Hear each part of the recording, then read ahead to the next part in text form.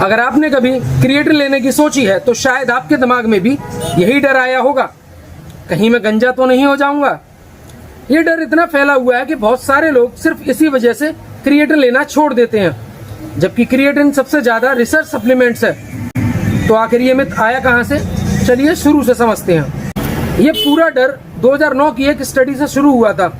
उस स्टडी में कॉलेज के रग्बी खिलाड़ियों को क्रिएटिन दिया गया और 3 हफ्तों बाद उनके DHT हार्मोन में बढ़ोतरी देखी गई। DHT वो हार्मोन है जो जेनेटिकली प्रीडिस्पोज्ड लोगों में बालों के फॉलिकल को छोटा करके हेयर लॉस की वजह बनता है। लेकिन यहाँ एक बड़ी बात मिस हो गई। उस स्टडी में असल में किसी का हेयर लॉस चेक ही नहीं किया गया, सिर्फ ब्लड में DHT का लेवल देखा गया, बाल नहीं देखे गए। फिर भी ये बात इंटरनेट पर क्रिएटिन से बाल झड़ते हैं बनकर वायरल हो गई 15 साल तक। नई स्टडी क्या कहती है, अब बात करते हैं 2025 की स्टडी की, जो journal of the international society of sports nutrition में छपी। ये पहली स्टडी थी जिसने सीधे तौर पर क्रिएटिन और हेयर फॉलिकल हेल्थ को टेस्ट किया। पहले किसी ने ऐसा नहीं किया था।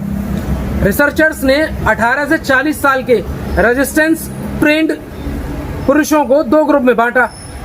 एक ग्रुप को रोज 5 ग्राम क्रिएटिन मोनोहाइड्रेट दिया गया, दूसरे को प्लेसबो माल्टोडेक्स्ट्रिन दिया गया।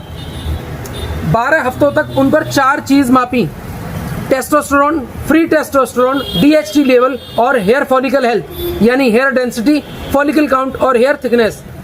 नतीजा, दोनों ग्रुप के बीच DHT लेवल में, DHT टू टेस्टोस्टेरोन रेशियो में या किसी भी हेयर रिलेटेड आउटकम में कोई स्टैटिस्टिकली सिग्निफिकेंट फर्क नहीं मिला। मतलब क्रिएटिन लेने वालों के बालों पर कोई नेगेटिव असर नहीं दिखा।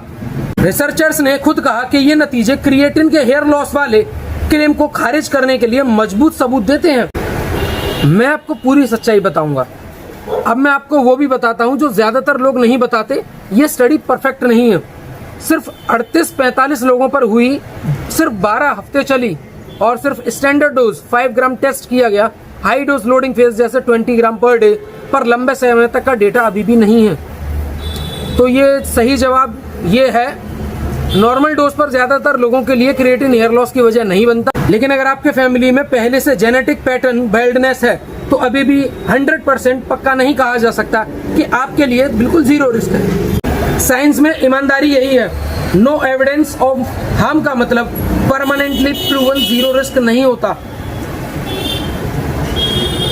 प्रैक्टिकल सलाह चाहिए तो आपको क्या करना चाहिए। अगर आपको जेनेटिक हेयर लॉस की फैमिली हिस्ट्री नहीं है और normal dose 3 to 5 gram per day पर डरने की कोई ठोस वजह नहीं मिलती। अगर फैमिली हिस्ट्री है फिर भी टेंशन की बात है, पहले किसी डर्मेटोलॉजिस्ट से बात करें, डिसीजन इन्फॉर्म्ड होकर लें। लोडिंग फेज से बचें अगर आप ज्यादा कॉशियस रहना चाहते हो। इसकी जरूरत वैसे भी नहीं होती, 3 to 5 ग्राम डेली से वही रिजल्ट मिलता है। क्रिएटिन बाल्डनेस की वजह नहीं है, ये एक मिथ है, इनकम्प्लीट 2009 स्टडी से शुरू हुआ था और 2025 की प्रॉपर RCT ने इसे खारिज कर दिया है। अगर आपको ऐसे ही साइंस बैक्ड फिटनेस मिथ्स पसंद हैं, द वर्ल्ड ऑफ फिटनेस को फॉलो करें।